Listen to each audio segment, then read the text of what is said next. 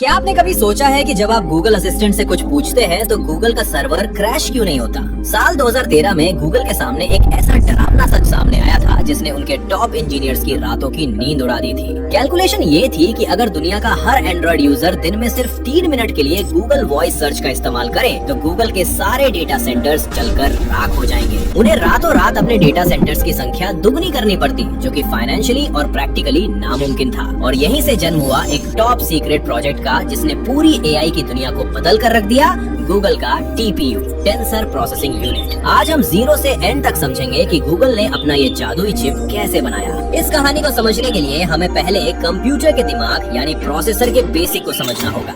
हमारा normal CPU, central processing unit, एक multitasker chef cook की तरह है। वो चाय, पिज्जा, दाल चावल सब बना सकता है, लेकिन हर काम को एक एक करके करेगा। वहीं दूसरी तरफ है GPU, graphics processing unit. GPU एक ऐसा शेफ है जो बहुत सारी डिश नहीं बना सकता, लेकिन वो एक ही बार में 100 रोटियां एक साथ सेक सकता है, यानी ये पैरेलल प्रोसेसिंग करता है। शुरुआत में एआई, आर्टिफिशियल इंटेलिजेंस और मशीन लर्निंग के लिए जीपीयू का ही इस्तेमाल होने लगा, लेकिन एआई मॉडल्स इतनी तेजी से बड़े हो रहे थे कि सीपीयू और जीपीयू दोनों धीमे और महंगे पड़ने लगे। टेक की दुनिया का मशहूर मूर का नियम, जो कहता था कि हर 2 साल में चिप्स दोगुनी पावरफुल हो जाएंगी, वो भी अब धीमा पड़ रहा था। गूगल को समझ आ गया था कि आम प्रोसेसर अब एआई का बोझ नहीं उठा सकते। अब वापस चलते हैं 2013 के उस वॉइस सर्च क्राइसिस पर। जब गूगल ने स्पीच रिकॉग्निशन को अपने स्मार्टफोन्स में रोल आउट किया तो उन्हें एक कड़वी सच्चाई पता चली। इस एआई को चलाने के लिए जो कंप्यूटिंग पावर चाहिए थी वो आम सर्वर के बस की बात नहीं थी। अगर यूजर्स हर दिन सिर्फ 3 मिनट वॉइस सर्च करते तो गूगल को दुनिया भर में मौजूद अपने विशाल डेटा सेंटर्स की संख्या रातों रात डबल करनी पड़ती। इसका मतलब था अरबों डॉलर्स का खर्चा और इतनी बिजली की खपत जो एक पूरे शहर को रोशन कर सके। यहीं पर गूगल मैनेजमेंट ने फैसला किया, हम दूसरों के बनाए चिप्स पर निर्भर नहीं रह सकते। हमें एक कस्टम हार्डवेयर बनाना होगा जो सिर्फ हमारे एआई के लिए काम करे। और इसी जरूरत से पैदा हुआ टीपीयू यानी टेंसर प्रोसेसिंग यूनिट। आसान भाषा में समझें तो टीपीयू एक एएसआईसी है। ASIC application specific integrated circuit का मतलब होता है एक ऐसा चिप जो सिर्फ एक ही काम करने के लिए डिजाइन किया गया हो।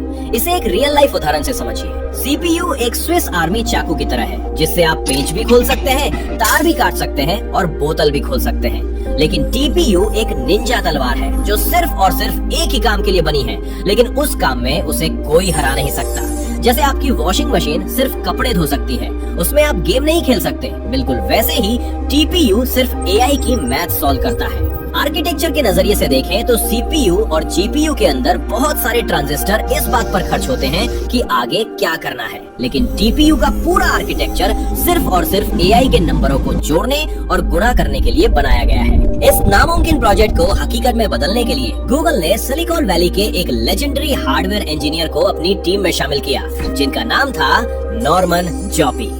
प्रोजेक्ट टीपीयू का लक्ष्य एकदम साफ था, हमें एक ऐसा चिप चाहिए जो कम से कम बिजली पिए और ज्यादा से ज्यादा एआई कैलकुलेशन करे। आमतौर पर टेक इंडस्ट्री में एक नया चिप डिजाइन करने, उसे टेस्ट करने और मार्केट में लाने में कम से कम 3 से 4 साल लग जाते हैं, लेकिन गूगल के सामने डेटा सेंटर क्रैश होने का खतरा मंडरा रहा था। इसलिए नॉर्मन जॉपी और उनकी टीम ने एक चमत्कार कर दिखाया। उन्होंने आइडिया सोचने से लेकर चिप को डिजाइन करने, उसे बनाने और गूगल के असली डेटा सेंटर्स में डिप्लॉय करने का पूरा सफर मात्र 15 महीने में पूरा कर लिया। ये हार्डवेयर इंजीनियरिंग की दुनिया में एक ऐसा रिकॉर्ड था जिसे आज भी एक मिसाल माना जाता है। अब सबसे बड़ा सवाल ये था कि 15 महीने में बनी ये चिप आखिर काम कैसे करती है। इसे समझने के लिए हमें इसके नाम टीपीयू यानी टेंसर प्रोसेसिंग यूनिट के पहले शब्द पर ध्यान देना होगा। टेंसर आखिर भला क्या है? मैथ्स की दुनिया में अगर आपके पास सिर्फ एक नंबर है जैसे 5 तो वो 0D से है। नंबरों की एक लाइन है तो वो 1D वेक्टर है। अगर रोज और कॉलम्स वाला एक टेबल है तो वो 2D है। और जब आप कई सारे टेबल्स को एक के ऊपर एक रख देते हैं तो वो 3D या उससे बड़ा डेटा बन जाता है, जिसे हम टेंसर कहते हैं। आसान भाषा में कहें तो एआई को जब कोई फोटो या आवाज समझनी होती है तो वो उसे इन्हीं टेंसर्स बड़े बड़े ब्लॉक्स में बदल देता है।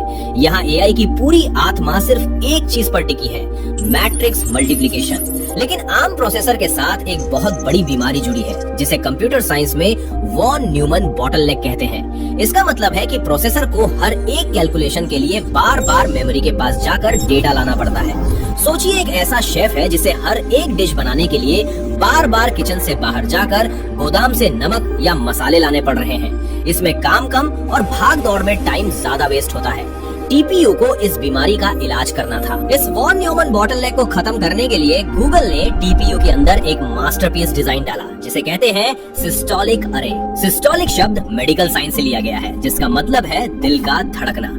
जैसे हमारा दिल खून को पंप करके नसों के जरिए पूरे शरीर में एक फ्लो में भेजता है, बिल्कुल वैसे ही टीपीयू का सिस्टोलिक अरे डेटा को चिप के अंदर एक ग्रिड में पंप करता है। सीपीयू एक नंबर लेता है, उसे गुणा करता है और मेमोरी में वापस रख देता है। लेकिन टीपीयू में नंबर एक बार मेमोरी से निकलता है और एक असेंबली लाइन से गुजरता हुआ बिना रुके लगातार गुणा और जुड़ता चला जाता है।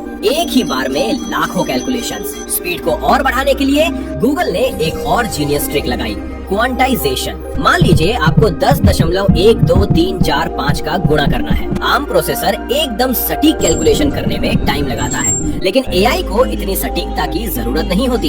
गूगल ने कहा पॉइंट के बाद के नंबर छोड़ो, सिर्फ 10 मानकर 8 बिट में मैथ सॉल्व करो। जैसे दुकानदार आपको 100 रुपए 50 पैसे की जगह सिर्फ 100 रुपए देने को कहता है। सटीकता थोड़ी सी कम हुई लेकिन चिप की स्पीड लाखों गुना बढ़ गई। अब चलिए पहले TPU V1 का ढक्कन खोलकर देखते हैं कि अंदर क्या क्या है। इसके दिल में लगा है MMU मैट्रिक्स मल्टीप्लाई यूनिट।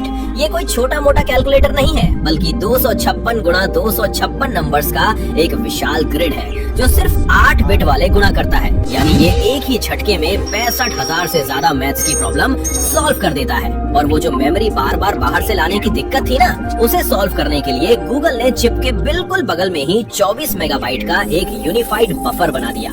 ये एक सुपर फास्ट SRAM मेमोरी है ताकि चिप को डेटा के लिए इंतजार न करना पड़े। टीपीयू का instruction set CISC complex instruction set computer design पर काम करता है। मतलब इसे बस एक छोटा सा कमांड दो और ये अंदर ही अंदर हजारों कैलकुलेशन खुद कर लेता है। और सबसे मजेदार बात, गूगल ने कोई नया कंप्यूटर नहीं बनाया था। उन्होंने इस टीपीयू को एक ऐसे कार्ड पर सेट किया जो सर्वर के PCIe बस में लग सके। मतलब डेटा सेंटर के काम सर्वर्स में इसे वैसे ही प्लग एंड प्ले किया जा सकता था जैसे आप अपने घर के कंप्यूटर में ग्राफिक्स कार्ड या हार्ड डिस्क लगाते हैं। लेकिन दोस्तों एक बात याद रखिए, दुनिया का सबसे बेहतरीन हार्डवेयर भी बिना सॉफ्टवेयर के बस एक लोहे और सिलिकॉन का खाली डिब्बा है।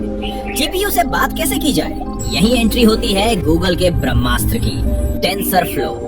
टेंसरफ्लो एक सॉफ्टवेयर फ्रेमवर्क है जिसे गूगल ने खास तौर पर एआई और मशीन लर्निंग के लिए बनाया। लेकिन हम इंसान जो कोड टेंसरफ्लो में लिखते हैं वो तो अंग्रेजी जैसी भाषा में होता है, उसे ये हार्डवेयर कैसे समझेगा? इसके लिए गूगल ने एक ट्रांसलेटर बनाया जिसका नाम है XLA यानी एक्सेलरेटेड लीनियर अलजेब्रा कंपाइलर है। XLA का काम है हमारे लिखे हुए एआई मॉडल्स और कोड को लेना, उसे ऑप्टिमाइज करना और फिर उसे टीपीयू की मशीनी भाषा में बदल देना। XLA के बिना टीपीयू को पता ही नहीं चलेगा कि उसे करना क्या है।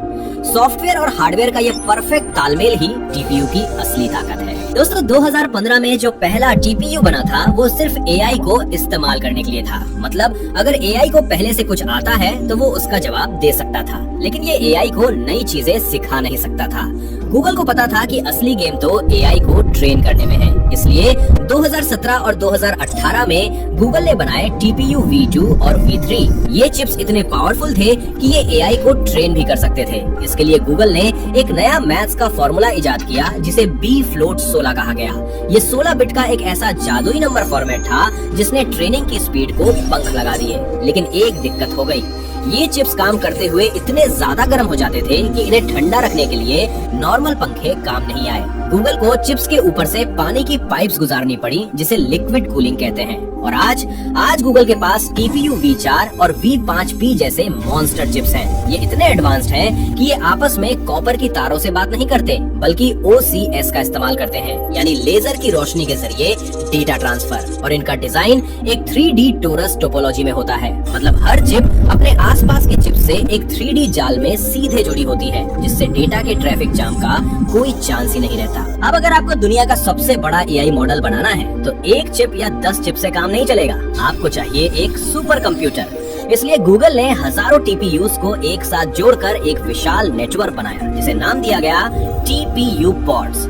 आप एक टीपीयू पॉड को एक विशाल डिजिटल दिमाग की तरह सोच सकते हैं, जिसमें हजारों छोटे छोटे दिमाग एक साथ मिलकर काम कर रहे हैं। आज आप गूगल का जो भी एडवांस एआई यूज करते हैं, चाहे वो जेमिनी हो या पैम, वो सब रातों रात स्मार्ट नहीं हुए हैं। उन्होंने इन्हीं दानवाकार टीपीयू पॉड्स के अंदर महीनों तक ट्रेनिंग ली है, तब जाकर वो इंसानों की तरह सोच और बात कर पा रहे हैं। इस कस्टम चिप का हमारी दुनिया पर क्या इम्पैक्ट पड़ा? आपको याद है 2016 का वो ऐतिहासिक मैच जब गूगल के एआई अल्फागो ने गो गेम के वर्ल्ड चैंपियन ली सेडोल को हराकर पूरी दुनिया को चौंका दिया था। उस अल्फागो के दिमाग में कोई नॉर्मल प्रोसेसर नहीं, बल्कि 48 टीपीयूज लगे हुए थे। और क्या आपने कभी नोटिस किया कि 2016 के बाद से गूगल ट्रांसलेट अचानक से इतना सटीक और नेचुरल कैसे हो गया? ये भी टीपीयू का ही कमाल था, जिसने रातों रात ट्रांसलेशन की क्वालिटी को सालों आगे बढ़ा दिया। आज अगर हम मार्केट को देखें तो कस्टम सिलिकॉन की दुनिया में दो सबसे बड़े खिलाड़ियों के बीच एक भयंकर जंग चल रही है। एक तरफ है एनवीडिया के जीपीयूज जो पूरी दुनिया को बेचे जाते हैं, और दूसरी तरफ है गूगल के टीपीयूज जो गूगल अपने क्लाउड और अपने पर्सनल एआई के लिए इस्तेमाल करता है। और भविष्य है क्वांटम कंप्यूटिंग और ऐसे एआई सिलिकॉन का जो शायद इंसानी दिमाग के न्यूरॉन्स की तरह ही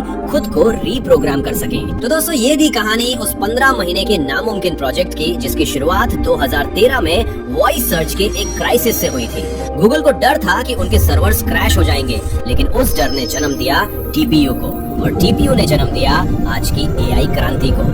गूगल ने दुनिया को ये साबित कर दिया कि जब एक बेहतरीन सॉफ्टवेयर को उसके खुद के डिजाइन किए हुए हार्डवेयर का साथ मिलता है तो वो टेक्नोलॉजी का जादू बन जाता है। अगर आपको इस डेटा सेंटर के सीक्रेट और हार्डवेयर इंजीनियरिंग की डीप डाइव वीडियो से कुछ नया सीखने को मिला है तो इस वीडियो को एक लाइक जरूर दें। यदि आप चाहते हैं कि मैं आपको सिखाऊं टीपीयू कैसे बनाया जा सकता है और इस पर फुल डिटेल वीडियो बनाऊं, तो कमेंट में टीपीयू लिखें। और जाते जाते आपके लिए एक सवाल, आपके हिसाब से एआई हार्डवेयर की इस रेस में असली बॉस कौन है, एनवीडिया या गूगल? मुझे कमेंट्स में अपने विचार जरूर बताएं। चैनल को सब्सक्राइब करना ना भूलें, ताकि हम आपके लिए ऐसी ही शानदार टेक स्टोरीज लाते रहें। मिलते हैं अगले वीडियो में।